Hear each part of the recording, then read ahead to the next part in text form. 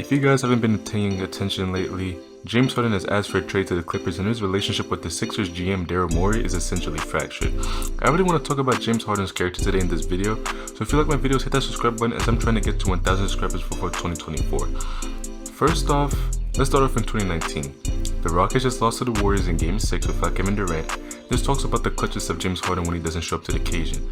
Mind you, he has a history.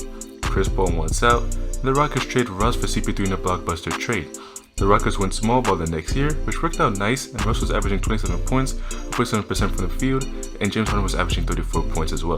The Rockets run a nice roll. Then, you know what happens? COVID. We all know what happened in the bubble. Russ got injured, and even though he played through it, the Rockets almost lost to a Thunder squad with Chris Paul, and even got destroyed by the Lakers right after. So where the chaos has begun. Ever since the bubble, James Harden is en route to be on 3 different teams so far. If you guys remember, he threw a fit and forced his way into Brooklyn. But I don't want to talk about Brooklyn because we know what happens in that saga. I just want to talk about Philly. James Harden really needs to question his morals if he wants to win the championship. Last year against the Heat when Embiid was injured, and he averaged 18 points on 40% from the field. And the funny part is, he only scored 30 points once and never shot above 50% the entire series against the Heat. When they needed him the most, like time and time again, he falters. Yet he always wants that luxurious contract, but for what? A playoff choker? But last year people gave him the benefit of the doubt because him and Embiid didn't fully mesh yet. Mind you, he got traded during the trade deadline. But guess what? A whole half and a year later, the Sixers could have made it past the second round since Allen Iverson, but guess what? They failed again. He averaged 22 points on 42% from the field, which is just atrocious from your second start. But Jambalay, he scored 40 points 2 times to win in the game. Yeah, but he was inconsistent. He averaged 13.4 points outside of those two 40-point games on 27.8% from the field, but yet he has the will to demand a trade where he couldn't even show up for the Philly fan base. It's absolutely ridiculous. Like, it makes no sense why any team would pay $35 million for an aging, inconsistent star who's heading out of his prime. Does he really think that the Clippers are getting him there on a good deal? And if they do, are they smart for doing that? Because with the amount of talent that they have over there, there's no reason for them to add James Harden. They just need to stay healthy. But that's what I think about this whole debacle. Next, I want to move on to Kevin Durant. KD, man, every year is harder and harder for me to root for you, man. If y'all can recall earlier last season before he got injured, the Nets were the 4th seed and were waiting for KD to come back while Kyrie was holding shit without him. But bro, you gotta stop leaving when stuff gets rough, man. We all know about OKC, we all know about Golden State, but seriously, you left over a shouting match with Draymond in 2019 to go to Brooklyn, formed another super team, never got anything done, requested a trade in last summer, and got traded after. It's just a horrible track record. And he did it to form 2 super teams in the span of a year with the Suns, with Chris Paul and without Chris Paul. Your legacy is just becoming so strained at this point as someone who runs all the time for doing it the right way.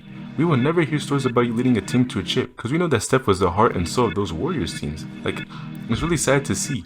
If you don't win next year or any year after this, all we're going to remember you as a superstar who needs super teams to win, even though he's one of the greatest scorers, debatably the greatest scorer of all time. And that's not something that you want to be remembered for. That's not something that I want to remember you as. I want to remember you as one of the greatest players to ever play this game. But you can't be that if you never led a team to a chip. Yes, you were the best player on the Warriors in those 2 final runs, those 3 final runs.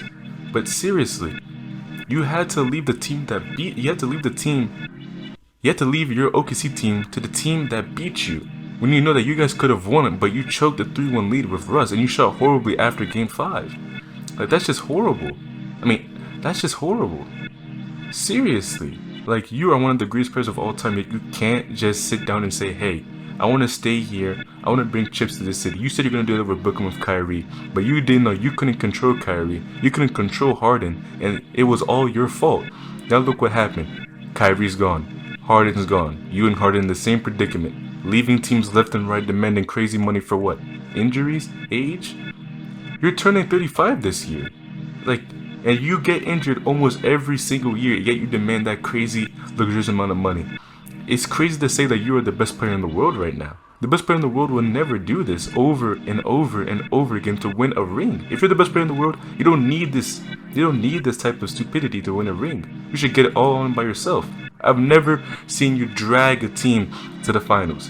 2012 OKC, that is debatable, but you had Russ and you had Harden and you had Prime Surge and all those other guys behind you. Like, it's crazy to say that, Kevin Durant. Like, you really are the epitome of somebody who's just hard to root for in this day and age. Back then, yes, but it's not 2016 no more. It's not 2015 no more when you were still with Russ. It's 2023. You're on a team that has Devin Booker, Bradley Beal, DeAndre Ayton, Bol Bol, and so many other guys I could mention right off the top of my head, but I can't because I can't remember. Like, are you serious right now? Like, this is just crazy. If y'all like this video, also subscribe if you guys are new here. I'm trying to get to 1,000 subscribers before 2024, and I'm also streaming on the side, but I haven't been able to stream due to some technical issues the last few weeks, but I will resume and pick up my schedule shortly. So if you guys want to look out for that, I put the links in my bio as well, and I'll see y'all in the next video. Peace out.